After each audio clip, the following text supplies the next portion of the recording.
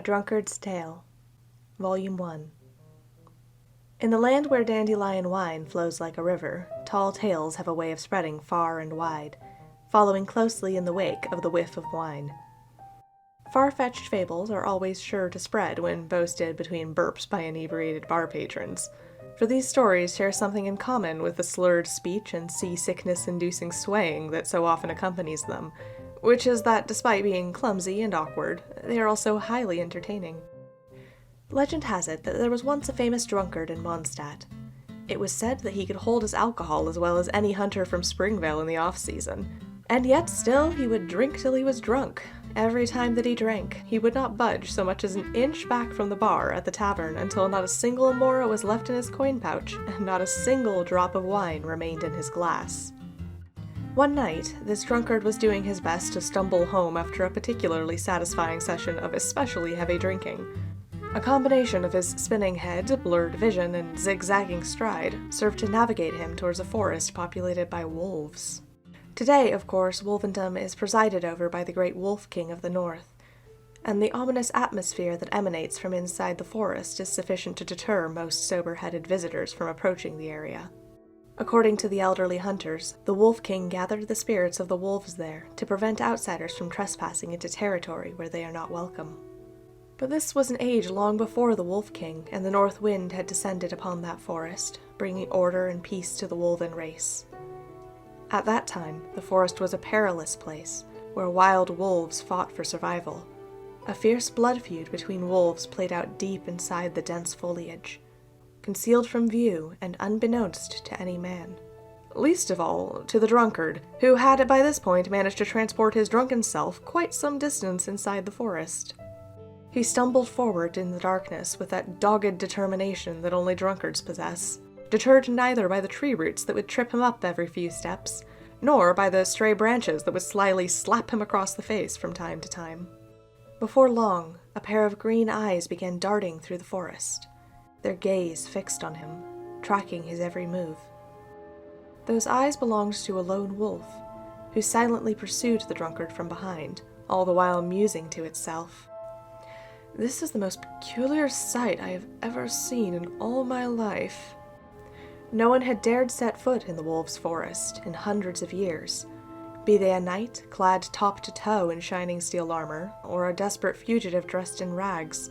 Even the callous nobles refused to exile their slaves there, for fear of inciting the wrath of the wild wolves and bringing unwanted trouble to their territory. And yet, this odd fellow dares to stroll in here all by himself. How very strange indeed. The lone wolf pondered this strange phenomenon as it followed the drunkard intruder through the forest, doing its best to ignore the stench of alcohol that was wafting its way. Volume 2. It is a well-known fact that wolves have a far keener sense of smell than humans.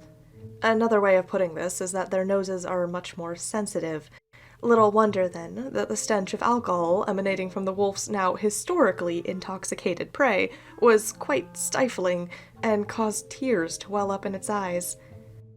"Oh," the wolf thought to itself. Having been born in the wilderness and grown up in the forest, the wolf had never had any contact with human civilization before this night. And though it had once caught the faint scent of wine wafting across Cider Lake, it did not know the scent's origin, less still understand the significance of that substance to humankind. Perhaps this particular fellow is a relative of the skunk, for it seems that he discovered my presence quite some time ago, and now means to poison me in an effort to secure his escape. The wolf pondered this possibility as it braced itself against the onslaught of alcoholic fumes, picked up its pace, and discreetly maneuvered its way into the drunkard's shadow, the perfect vantage point from which to inspect its prey. The wolf is a creature of caution and calculation.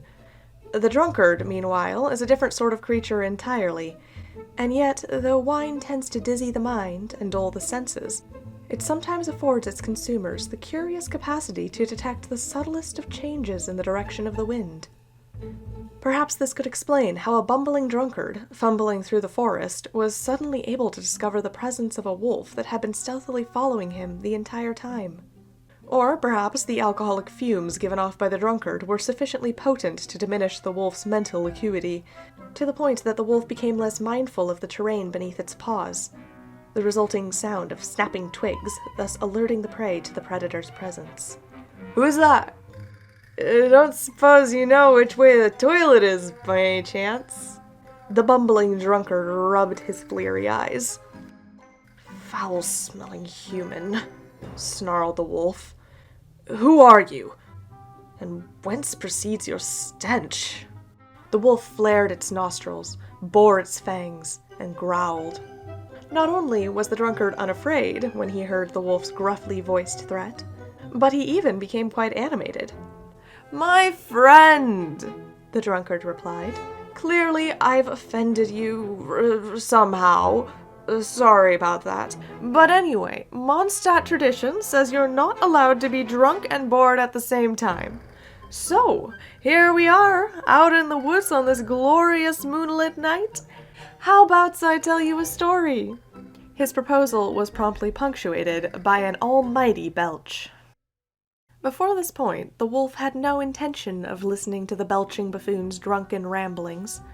In fact, it was poised to deliver a fatal blow to its prey by lunging for the neck, sinking its fangs in, and tearing his throat clean out. But the drunkard's belch blasted a further bout of fumes in the wolf's direction, assailing its nostrils with such force that it ruined the wolf's appetite entirely. Grudgingly, the wolf agreed. "Perhaps I'm not so hungry after all. Let's see what nonsense tale you have to tell." The drunkard stretched out his arms and let out a loud yawn, disturbing a few dandelions in the process. And with that, the drunkard began to tell his tale.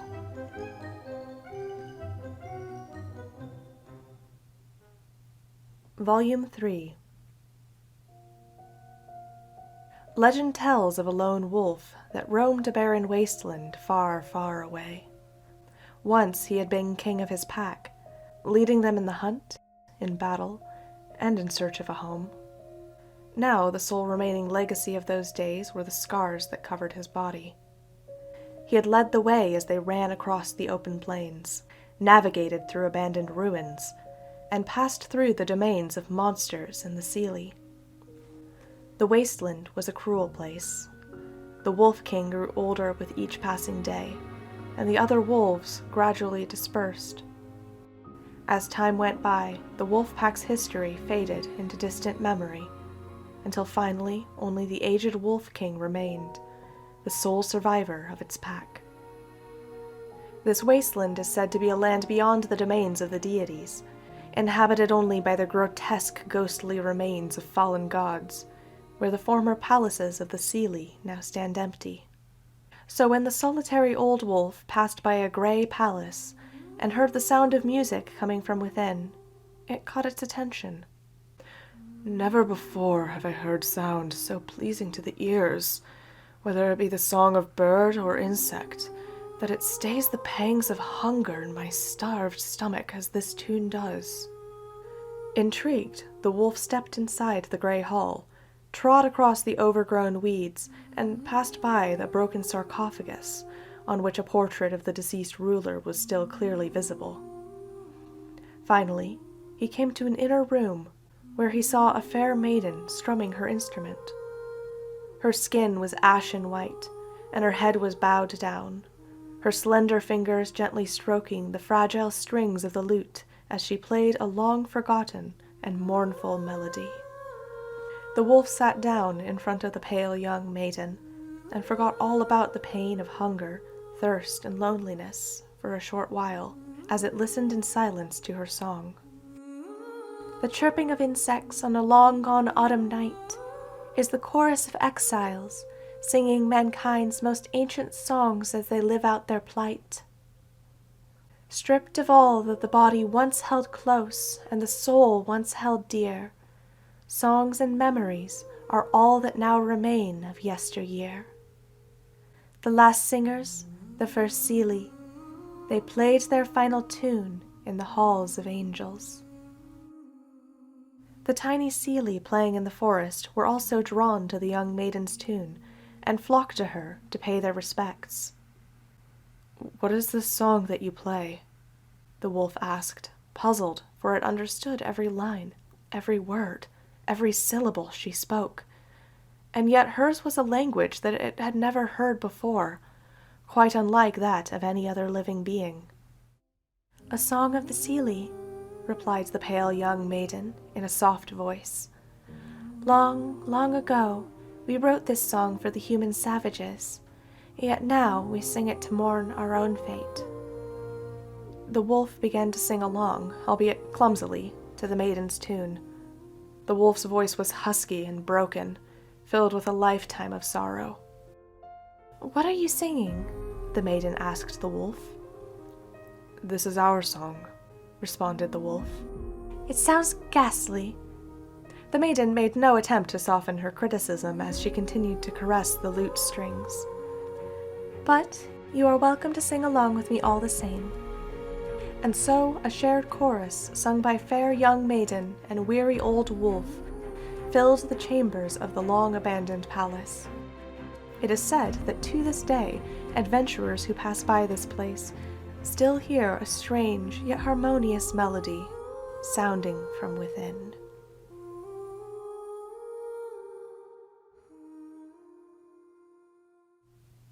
And then, the story ends here. The wolf licked its lips, somewhat ruefully, and then said, "I suppose I shall tell you a story now." And with that, the wolf cleared its throat and began to tell its tale. Volume 4. Legend has it that the first wine of Mondstadt was brewed in the age when the north wind howled, in the age when the kings of ice and frost fought for dominion. Mondstadt's forebears brewed rudimentary wine from wild fruits, even as they shivered in the biting cold. They did so to ease the pain of their frostbitten fingers, and to give them the courage to face the harsh and unforgiving ice. For at that time, the land of Mondstadt was engulfed by ice and snow, and the dandelions had not yet reared their heads. It is said that the first person in Mondstadt to discover the craft of wine brewing was a grossly negligent guard. In a tribe beset by blizzards on all sides, it was the unenviable job of the hardy hunter-gatherers to stock the storage pits with food, and it was the guard's task to guard against intruders.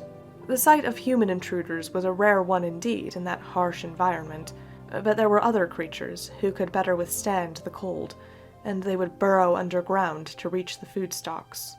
The rules of the tribe were that one person should inspect the storage pits at all times, filling in any mouse holes discovered, or better still, catching them red-handed in the act of pilfering, to keep the tribe's food supplies at plentiful levels. At that time, the damp, dark caves needed constant care and attention to prevent the food they held from going bad and rotting. On top of this, the mischievous little creatures that hid away out of sight would sometimes play pranks on the guards. One day, a wily wind spirit noticed that the grossly negligent guard was once again being grossly negligent. So the spirit took the form of a fox, and crept into a pile of wild apples. There, it caused yeast to grow, ripening the apples and causing them to ferment. The grossly negligent guard was ravenous when he returned, and elected to partake one of the apples. The mellow taste of fermented fruit delighted both his body and his mind. Immediately, he took animal hide and squeezed the juice from the apples, creating wine. The grossly negligent guard, who first invented brewing in the age of ice and snow, also became Mondstadt's first drunkard. It is said that he was the first person ever to fall into a drunken dream. In his first drunken dream, he drunkenly dreamt that he had become a lone wolf. Somewhere, in the long-lost past, or possibly the far-flung future, he fought fang and claw with rival wolf packs, battled with humans for food in the midst of a raging storm, and met the first Seelie. The tribe-dwelling humans and the pack-dwelling wolf could not bear to live in solitude. This newly brewed wine served to bring man and wolf together in their dreams. But their attitudes towards these dreams were poles apart. The human, who knew only the wind and the snow, yearned for the wasteland where the lone wolf runs freely. but the lone wolf was fearful of the human's desire. It could not understand why this human was captivated by dangerous illusions and sought hope from within them. What concerned the wolf even more was that when in a drunken human dream, it could no longer distinguish whether it was a wolf or a human with a wolven spirit. So the wolf swore an oath never to touch the human's poison again, to resist the allure of wine. Wolves are not the children of the wind, and the land of wine and song is not their home. So the wolves left the human's domain and settled far off in the wilderness, deep in the mountain forests, places where the scent of wine could not reach them. What you humans call wine, we wolves call the abyss, the wolf haughtily concluded. But as the wolf turned towards the drunkard to say this line, it discovered that the drunkard was now lying fast asleep on a bed of pine branches. The wolf was most displeased and violently expelled a puff of air from its nostrils, before leaving the still pungent pile of sleeping human to his business, and going on its way.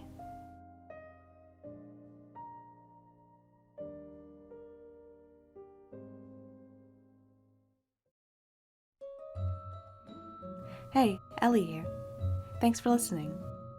Don't forget to like, comment, subscribe, and if you'd like to support the Audiobooks of Teyvat series, consider leaving a tip on my Ko-fi, links down below.